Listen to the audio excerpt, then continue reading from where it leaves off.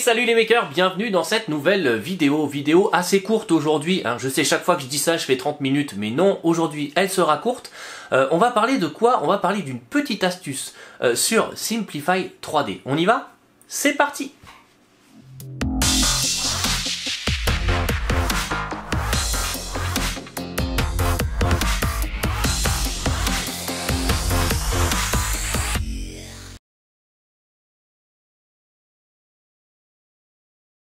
Voilà, donc on se retrouve sur l'ordi, hein, c'est mieux pour utiliser Simplify 3D.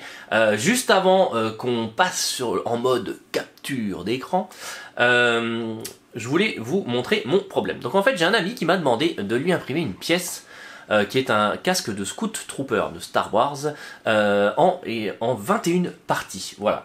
Il y a quelques parties, où notamment celle-ci, où vous voyez ici en fait comme ça s'imprime sur les Z comme ça, comme j'ai imprimé en 200 microns pour essayer de limiter le temps d'impression, hein, puisque même en 200 microns on est aux alentours de 80-90 heures d'impression. J'ai un petit souci sur les détails sur le dessus. Alors je vais essayer de vous incruster peut-être des photos après, mais voilà, on voit beaucoup les layers. Et je me suis dit, hop, comment essayer de pallier à ça sans trop augmenter le temps d'impression. Et donc c'est ce qu'on va regarder ensemble maintenant sur Simplify. Bien, on se retrouve donc sur Simplify 3D, donc c'est la version 4. Je vous masque le nom de la licence, non pas parce que c'est une version piratée, c'est pas mon genre, mais parce que c'est un abonné qui m'a gentiment prêté sa deuxième licence, le temps que je fasse quelques tests et que j'investisse dans le logiciel.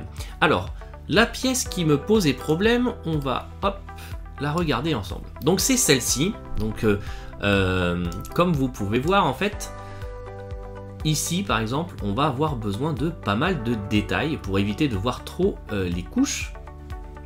Et ici aussi en haut. Alors que si on prend toute la première partie là, ici par exemple, on sait très bien que voilà, là ça ne demande pas énormément de détails, c'est juste on monte sur les Z. On pourrait très bien imprimer ça en 200 voire en 300 microns. Pareil pour la partie qui est tout ce qui est ici en fait, hein, juste avant que ça s'affine. Voilà. Donc comment est-ce qu'on peut faire pour ça? Eh bien Simplify 3D va nous y aider. Alors juste pour regarder, hein, donc là je suis sur un profil de Stratomaker. Hop, je vais faire un update du profil. Donc là les layers sont à 100 microns. Hein, donc si je voulais garder le détail, voilà ce que ça me donnerait. Donc si je fais un Prepare to Print, voilà, ça va ramouiller un petit peu parce que comme mon Mac capture en même temps, voilà, donc il m'annonce 8h48 d'impression, sachant que là, par exemple pour la partie là, hein, ah si j'ai généré les supports, je pensais avoir oublié la génération des supports, donc ça c'est bon, donc là ça me génère les supports, ok, très bien, 8h48, ça fait beaucoup pour une pièce surtout qui va en plus faire l'objet de post-printing.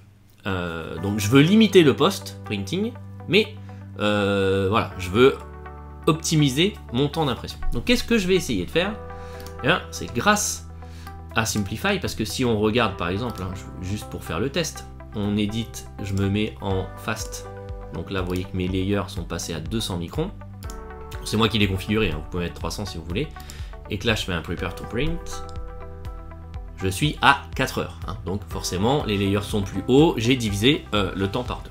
Voilà, donc on va essayer de trouver un compromis entre la qualité de sortie de la pièce et le temps d'impression. Donc pour ça, il y a un truc qui est assez sympa dans Simplify. Alors vous n'allez pas voir là parce que je suis sur mon Mac. Il faut aller dans un menu qui est le menu Tools, et ensuite vous avez un Variable Settings Wizard. Vous cliquez dessus, ça va vous ouvrir cette fenêtre. Alors cette fenêtre va nous permettre en fait de déterminer des zones sur lesquelles on souhaite appliquer des paramètres différents.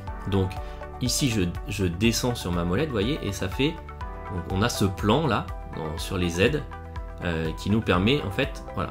Et donc par exemple je vais venir jusqu'ici, peut-être un petit peu avant que ça soit bombé. Hop, on va essayer d'optimiser vraiment au maximum. Voilà, ici par exemple, et je vais faire un add location. Donc là, ça m'a mis un marqueur à cette hauteur-là.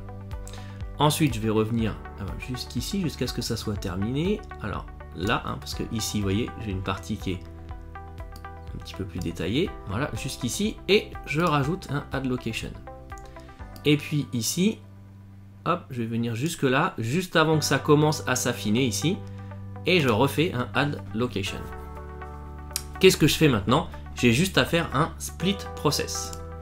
Et en fait, vous le savez si vous utilisez Simplify, Simplify 3D découpe en fait notre pièce en processus.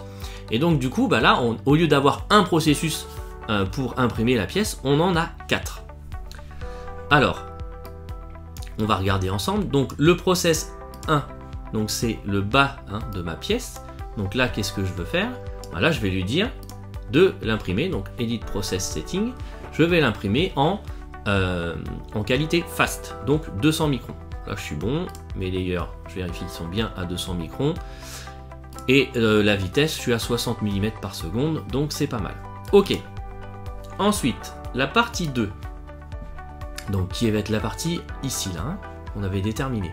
Alors là, je vais lui dire clairement, j'ai besoin de détails, donc je vais me mettre en high. Donc si je veux, je peux aussi changer le infill, bien entendu. Donc là, je suis à 100 microns, et puis peut-être que je vais vouloir diminuer un peu la vitesse, par exemple aux alentours de 40 mm par seconde, pour être sûr que voilà, tout est clean.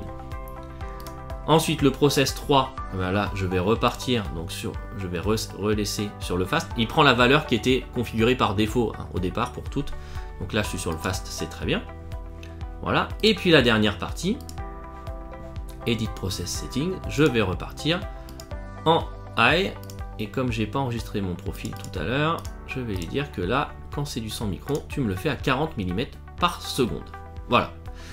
Maintenant, qu'est-ce que je vais faire? Comme toujours, je vais faire un Prepare to Print, sauf que là, il va me dire, attention, qu'est-ce que tu veux préparer? Tu veux préparer un process ou tous les process? Donc moi, je vais faire un Select All, et je vais lui dire que je veux un print continu. Donc il va m'initialiser une fois mon imprimante, il fera votre leveling s'il y a besoin, etc., etc. Et ensuite, il va tout imprimer d'un coup, sauf que il a créé des process pour que le G-code change et que ça nous imprime des couches de hauteur différentes, comme on va pouvoir le voir là.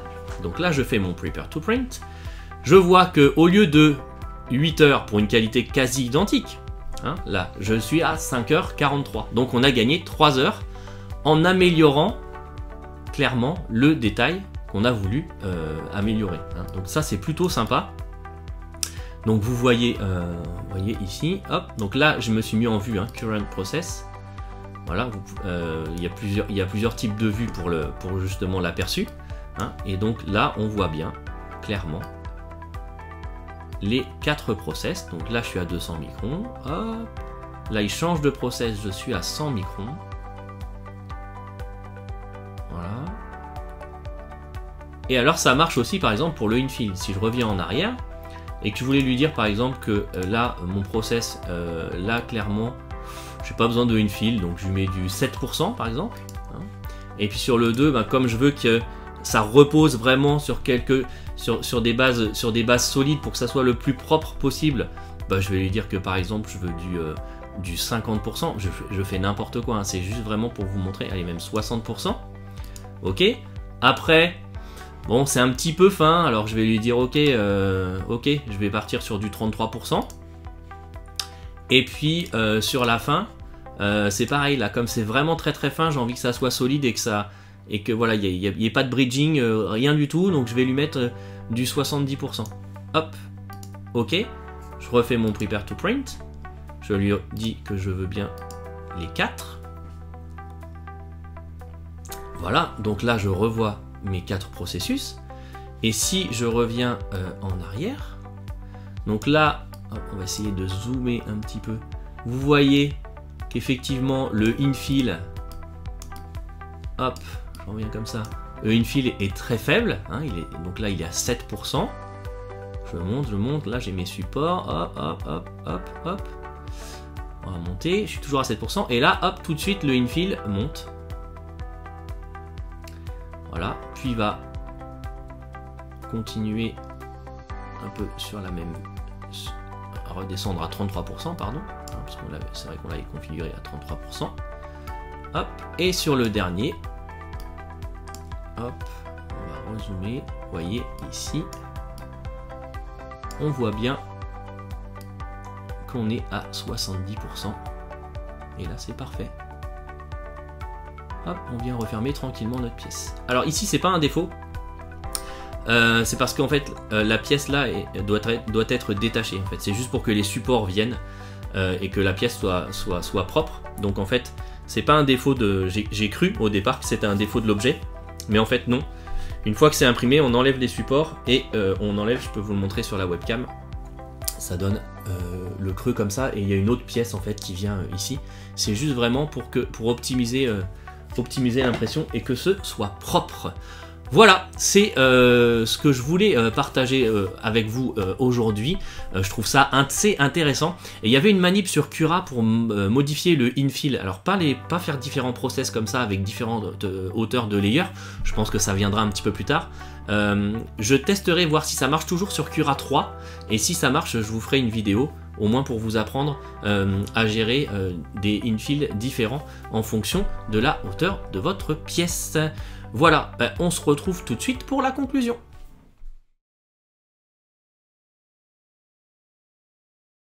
Et voilà, j'espère que cette astuce sur ce super logiciel qui est Simplify 3D vous aura plu. J'essaye de vous retrouver les trucs pour Cura, comme je vous l'ai dit pendant la vidéo. Il y avait une astuce pour en fusionnant deux objets pour modifier le infill à une certaine hauteur. Donc je vais essayer de regarder ça. Et promis, je vous fais une vidéo si je retrouve les éléments. Là, en attendant, le résultat, il est là. Je vous incruste une petite image ici pour que vous voyez la différence entre les deux. Franchement, c'est un aspect intéressant. On peut aller encore beaucoup plus loin avec Simplify. Si on a de la double extrusion, on peut aller, alors là, faire des trucs absolument magiques, je pense. Mais voilà, c'était une astuce assez sympa et je voulais la partager avec vous. Comme toujours, si la vidéo vous a plu, mettez-moi un petit pouce bleu, voilà. Déjà, ça me fait plaisir, et puis en plus, ça aide à mieux référencer sur YouTube, et c'est un peu le nerf de la guerre aujourd'hui, il faut l'avouer. Voilà, comme toujours, vous pouvez me suivre bien entendu sur les réseaux sociaux, donc il y a la page Facebook, qui est à l'adresse RVLT3D, si vous cherchez sur Facebook, le mot révolution, je vous le dis à chaque fois, mais il est prohibé sur Facebook. Sur Twitter, @révolution3D_fr, voilà, il y a le compte Instagram aussi si vous voulez suivre, et puis n'oubliez pas le Tipeee. Donc le Tipeee de la chaîne si vous souhaitez soutenir mon travail. Donc il y a le petit bandeau qui défile pour le Tipeee et puis bien sûr il est dans les liens de la chaîne dans la description de la vidéo. Voilà, c'est tout ce dont je voulais vous parler aujourd'hui. Ah si, je vous mets quand même le lien Thingiverse vers le casque de Scout Trooper si vous voulez l'imprimer. Il est gratuit et je le trouve plutôt bien fait et assez optimisé. Donc c'est un bon point et je le partage avec vous. Voilà, en attendant, maintenant je vous dis à bientôt pour une prochaine vidéo. Ciao ciao!